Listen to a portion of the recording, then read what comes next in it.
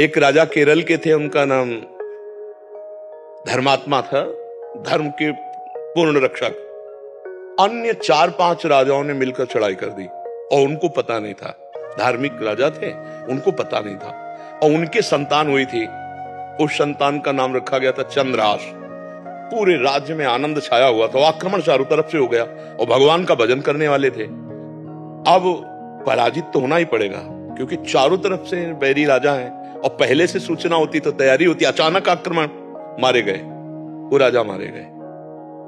अब रानी ने देखा कि पूरे महल पर आक्रमणकारी आ गए, तो दासी से पैर पकड़ा और कहा, तू ही बचा सकती मेरे बेटे को, भगवान तुझे सामर्थ्य दे।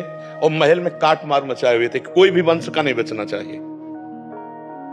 दासी ने बहुत प्रवीणता की और टोकरी में, जिसमें दोना पत्तल डाले जाते हैं, ऐसे डालकर नीचे बालक चंद्रहास, और निकली। सैनिकों का क्या है, तो ऊपर से ऐसे दिखाया दोना पत्तल ऐसे। उनका निकलने दो, ये तो दासी है, राज परिवार का कोई नहीं बचना चाहिए। सब रानी, सब पूरा परिवार मार डाला। वो भाग करके दूसरे राज्य में पहुंची। बहुत प्रवीण थी, दासियां बहुत प्रवीण होती हैं। तो धृष्ट बुद्धि नाम के जो उस राज्य के मंत्री थे, उनकी शरण में गए, उसको राजकुमार बताना था। तो उसने स्पष्ट कहा, मैं केरल के राजा की दासी हूं और ये मेरा पुत्र है, मैं हर कार्य में प्रवीण हूं, आप चाहे जिस दास्ता में रख लें, उस मेरे राज्य में सब विध्वंस हो गया। ये नहीं बताया कि राजकुमार है, मेरा पुत्र है और मैं इसकी रक्षा करना चाहती हूं आपकी शरण में रहकर। उन्होंने कुछ परीक्षाएं ली, तो दासी कला में तो प्रवीण थी, उससे दासी बना के रख लिया। और वो बालक राजमंत्री के घर में। भगवान जिसकी रक्षा करते हैं, ध्यान से सुनते रहो, भगवान किस हालत में पहुंचा दिया कि बिल्कुल मिटिया मिट। अब देखो उनकी उन्नति। अब एक दिन दृष्ट बुद्धि की पुत्री थी, उसका नाम था विषया। वो उसका जन्मदिन उत्सव मना रहे थे, तो बड़े बड़े विद्वान सब आए हुए थे। तो पुत्री का हाथ दिखाया, तो विद्वानों ने ऐसे रेखा देखी और लड़के को देखा खेलते हुए, चंद्रहास जी को। तो उनका, इसका पति तो ये होगा। तो एकदम अपमान लगा ना, राज्य मंत्री और उस दासी पुत्र। तो उस समय तो कुछ नहीं बोला। जो सब सभा गई, सो जल्लाद बुलाए और कहा, इसको काट के फेंक दो जंगल में जाके। अब दासी क्या चाला, वहां दासी को पता भी नहीं चल पाया, चंद्रहास जी को गायब कर दिया। अब चंद्रहास जी को जंगल में ले गए और उनको देवर्षि नारद जी ने, जब यहां दासी पुत्र बनकर के रह रहे थे, तो एक छोटा सा शालिग्राम दिया था। कहा था, मुख में रखे रहना, चरणामृत पान करते रहना और कृष्ण कृष्ण कृष्ण ऐसा बोलते रहना। जो भगवान का भजन करने वाले पिता थे, उसी के प्रभाव से देवर्षि नारद जी ने चंद्रहास जी को नाम का उपदेश किया। जब वो जल्लाद जंगल में ले गए, बोले, बेटा तुम्हें पता हम क्यों लाए? तो उनका, हमें तो पता नहीं। तो उनका, तुम्हें मारने लाए हैं, मंत्री का आदेश है। उनका, हमने कोई गलती की है क्या? तो उनका, नहीं, उनका आदेश है और हम जल्लाद हैं, हमारे दया है नहीं, पर तुम्हें देखकर ऐसा लगता है कि क्यों मारूं, पर तुम्हें छोड़ दूंगा तो हमारी नौकरी चली जाएगी, हमें फांसी में चढ़ा देंगे। मैं मारूंगा नहीं तुम्हें। उन्होंने देखा तो 6 अंगुली थी, 1 अंगुली काट ली और कहा, राजा को दिखाऊंगा जाके कि तुम्हारा वध कर दिया, पर तुम यहां से भाग जाओ। तो काटने से खून निकला, वो वहीं मूर्छित होके गिर गए। कृष्ण कृष्ण कृष्ण कृष्ण कृष्ण। और वो जल्लाद वापस अंगुली दिखाए कि मैं उनको मार डाला। हुमा नाम का एक पंक्षी होता है पहाड़ में, वो परम पवित्र, अगर अपने पंख कर ले तो राजलक्ष्मी उसके चरणों में आ जाए। वो आकर के बैठ गया और चंद्रहास जी के ऊपर। हुमा नाम का पंक्षी ये पहाड़ों में होता है, तो भगवत प्रदत्त किसी भाग्यशाली के ऊपर उसका। अब वो अपनी छाया में, उनका वो मूर्छित बेहोश, कोई जंगली पशु ने अटैक नहीं किया चंद्रहास जी पर। इतने में चंदनवती नाम के राज्य का छोटा राजा, दृष्ट बुद्धि जो बादशाह के मंत्री थे, उनके यहां वो कर देने जा रहा था। तो उसने बहुत आराधना की थी, लेकिन पुत्र नहीं हुआ था। तो रास्ते में दृष्टि गई कि हुमा नाम का पंक्षी किसको घेरे हुए। तो जब गए तो देखा चंद्रहास जी, सुंदर राजकुमार, और अंगुली कटी हुई, तुरंत पट्टी बांधी और लेकर के वापस चले गए। वहां नहीं गए कर देने। बड़ा उल्लास मनाया कि भगवान ने तो, हमने इतनी आराधना की, हमारे पुत्र नहीं हुआ, लेकिन भगवान ने पुत्र दिया, मैं इसे राजकुमार पदवी देता हूं। छोटा राजा अपने राज्य का राजकुमार बना करके पालन पोषण किया और 10 वर्ष हो गए। वो कर देने नहीं गया बादशाह के यहां। तो बादशाह ने दृष्ट बुद्धि से कहा, चंदनवती नगर का राजा कर देने नहीं आया, जाओ, यदि वहां सम्मान पूर्वक कर दे तो ठीक है, नहीं उनका विनाश कर दो।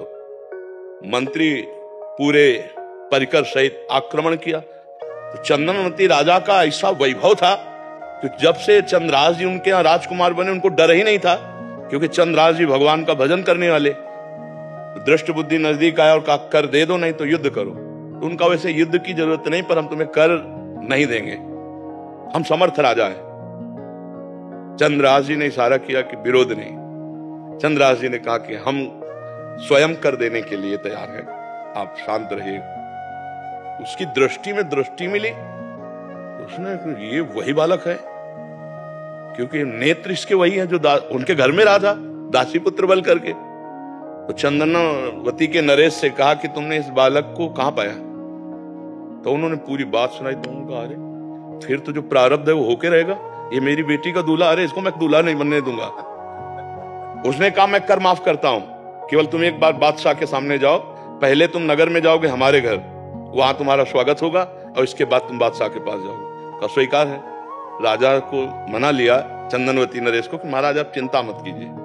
और पहले था कि अगर पत्र लिख दिया जाए तो जिसके लिए लिखा जाता था धर्म कहता था बीच में खोल के नहीं पढ़ना, उन्हीं के वध के लिए उन्हीं को पत्र लिखा। और उनके जो बेटे थे उनको लिखा कि बेटा ये पुरुष जिसको मैं भेज रहा हूं जाते ही विष दे दिया जाए, जाते ही भोजन में विष, हलाल तुरंत मर जाना चाहिए। तो उन्होंने ऐसे खोस लिया मुकुट के साइड में और गए। भगवान की इच्छा उस दिन उपवन में उन्होंने अपना घोड़ा रोका कि थोड़ी देर बाद चले जाएंगे उपवन में। और उपवन था वो राजकुमारियों का, और उसमें आई थी उनकी बेटी जिसका नाम था विषया। खेल खेल में देखा कि कोई राजकुमार ऐसे विश्राम कर रहा है मेरे राज्य में।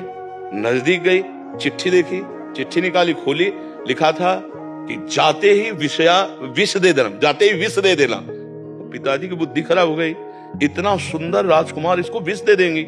उसका नाम विषया था, तो विष के आगे केवल या बनानी थी, तो काजर की रेख से जो दूब का ऐसे लेके वैसे काजर करके या बना दिया विषया। जाते कुछ बिना बेचारे जाते ही विषया दे दे, और खोज दिया, चली गई। देखो भगवान का विधा। अब वो जब जगे तो वहां गए, तो जो दृष्ट बुद्धि का पुत्र था बड़ा धर्मात्मा था, उसने आदर सत्कार, उनका पिताजी ने आपके पत्र दिया। जो पत्र देखा तो उनका पंडितों को बुलाओ, तुरंत ब्याह करो। पिताजी का आदेश, जाते ही विषया दे देना। अब बेटी से ब्याह हो गया, 2-4 दिन हुए, कोई सूचना नहीं पहुंची। तो दृष्ट बुद्धि ने कहा मामला क्या है? वो जब लौट के आए तो बड़ा पूरा नगर सजा था, उत्सव हुआ। उनका क्या उत्सव? बोले आपकी बेटी का ब्याह हो गया। किससे? बोले आपने राजकुमार भेजा था। अब उनको समझ में आया कि प्रारब्ध इतना बलवान होता है। जब घर के अंदर गए तो देखा बेटी, और तो उसने कहा तुम्हें जिंदा तो नहीं रहने दूंगा। मन में सोचा चाहे बेटी भी दवा रहे।